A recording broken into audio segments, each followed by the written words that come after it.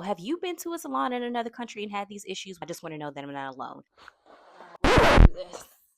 Rating Paris hair salons as an American that has moved to France. If you're particular about your hair, tap in. My very first hair experience, I will not name the salon, nor will I screenshot it because this is not meant to be defamatory. It's to give you my experience and hope that you do not experience the same thing if you decide to move to Paris. I did hours of research because I'm really particular about who does my hair. I wanted to see where the place to go is. I was obviously searching for salons that were reputable, like they did really good hair. I found a lot of places, but this one kept coming up and the girlies were suggesting it. So I finally decided to go here.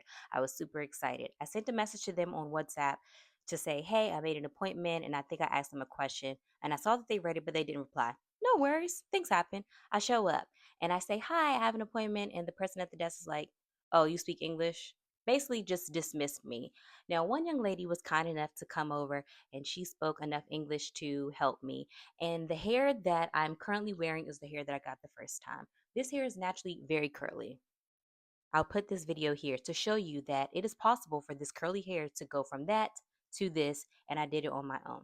I originally made an appointment to have a closure put in, and they said, we can't do that. We only have straight closures. And I said, well, that's okay. This hair can be straightened. And they said, no, that hair doesn't match.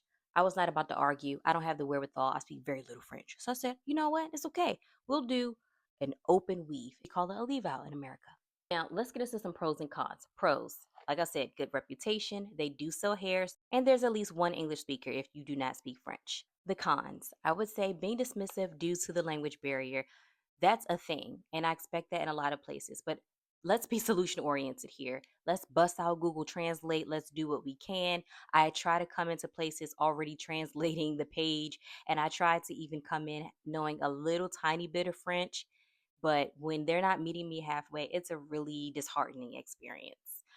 The tools were not clean. That's a given. If you're not bothered by seeing tools that are not clean and the combs, teeth are all withered and the brushes have hair in them, that's what I saw here, and it made me very wary. So I made a mental note to bring my own tools the next time that I get my hair done.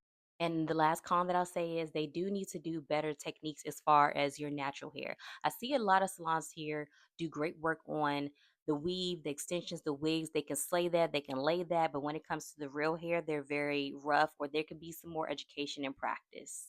That's all I'll say on that. I did like the young lady that helped me. She was very sweet. She did kind of handle my natural hair a little rough. And I actually washed and blow dried my own hair before I went there. That was not included in the description. And I had a feeling that they would charge me extra if I asked them to shampoo my hair. And I know the girlies these days do not like to clean natural hair. I don't understand it, but I know that is the case. So I did not want to be bothered. I did literally have to take the brush out of her hand and show her how to straighten my curly hair because what she was doing wasn't working. Again, it was very rough. It was pulling my hair. She was doing a lot of passes with the flat iron, way more than is necessary. She would do like maybe 5 passes and the hair still would not be straight. So there's a technique issue there and a skill level that is not quite up to par. So I had to show her just do it a little slower and I promise you it'll get straight. I've never had to do that at a salon. Their credit card machine was down that day. No problem, things happen. So they said I had to pay in cash. I did not have euros on me, so we went to the nearest bank and somebody walked with me. I got the money out. She literally just took it and left. There was no thank you for coming. There was no wrap up. The customer service was not very friendly. It was not there. So that made me feel like, okay, you don't appreciate my business. And I really went out of my way because I don't live in Paris, the city. I live quite far. And I will say the young lady that was at the front desk that basically dismissed me and brushed me off and said she didn't speak English. She did find her way to me at the end and asked me because she filmed me for content. And she asked me in English. So, what do you rate this experience? I think for me personally, I'll give it a 7 out of 10. I will be gracious. Is there anything that you would have done differently if you were me? Let's talk about it in the comments. Oh, have you been to a salon in another country and had these issues with languages and culture shocks and barriers? Like, I want to know your experience and I just want to know that I'm not alone.